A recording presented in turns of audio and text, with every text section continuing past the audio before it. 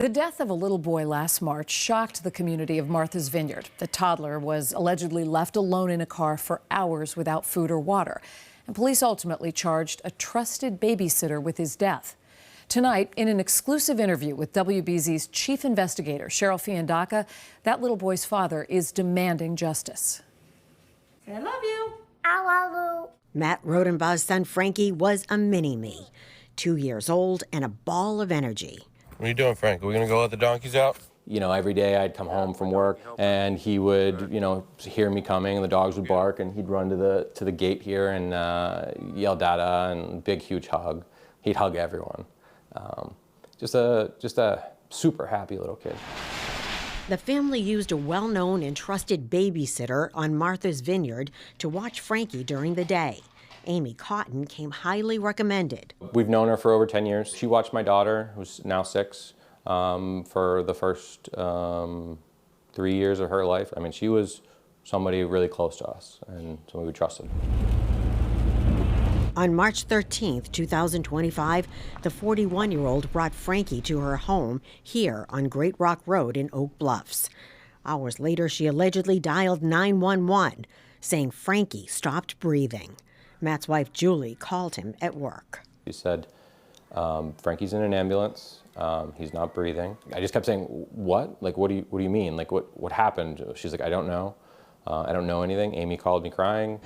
Frankie was airlifted to Boston Children's Hospital in grave condition. He lost consciousness. They lost his heart rate. There's not a lot of neurological signals going on right now. We're not really sure what happened. He's not doing well. You know, they keep telling me we're very, very, very, very worried about Frankie. That's exactly how they would tell me. And I knew what that meant. And this is your dad with Frankie? My dad, Frank, yeah.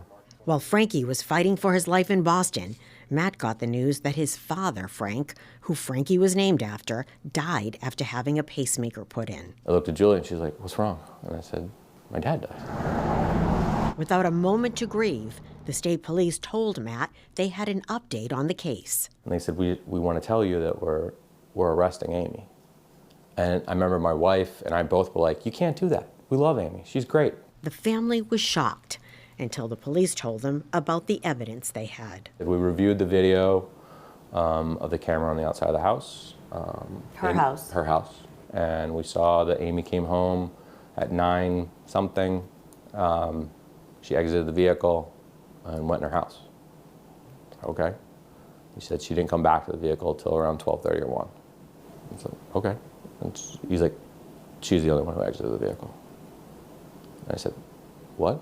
According to police reports, Cotton's Nest camera shows that another child and Frankie were left alone, strapped in car seats in her SUV for about 3 hours. The video allegedly does not show that Cotton ever took Frankie out of his car seat, changed him, or gave him any food or water. She tortured my child. You know, they hence the audio of the video, and he could be heard calling out for Dada over and over and over again until the video went silent.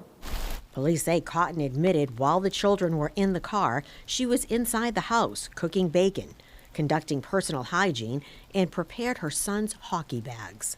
As police were making their case, Frankie's condition worsened, and the family made the difficult decision to take him off life support. It's horrible. I held his hand, and I just kept saying, go to Pap-Pap. Happy birthday, Papa. Pap-Pap is what Frankie called his grandfather. Matt has some peace believing that Frankie is with his grandfather. At the same time, he's demanding justice for his son. She played Russian roulette with my son's life every day, apparently, and he didn't win this one. Mama. Amy killed my son. Cotton is charged with manslaughter and has pleaded not guilty. Her attorney declined our request for comment. In February, the family filed a civil suit against Cotton. They also started a foundation and built a playground in Frankie's name. And there is some happy news. Just last week, the couple welcomed their third child, a boy.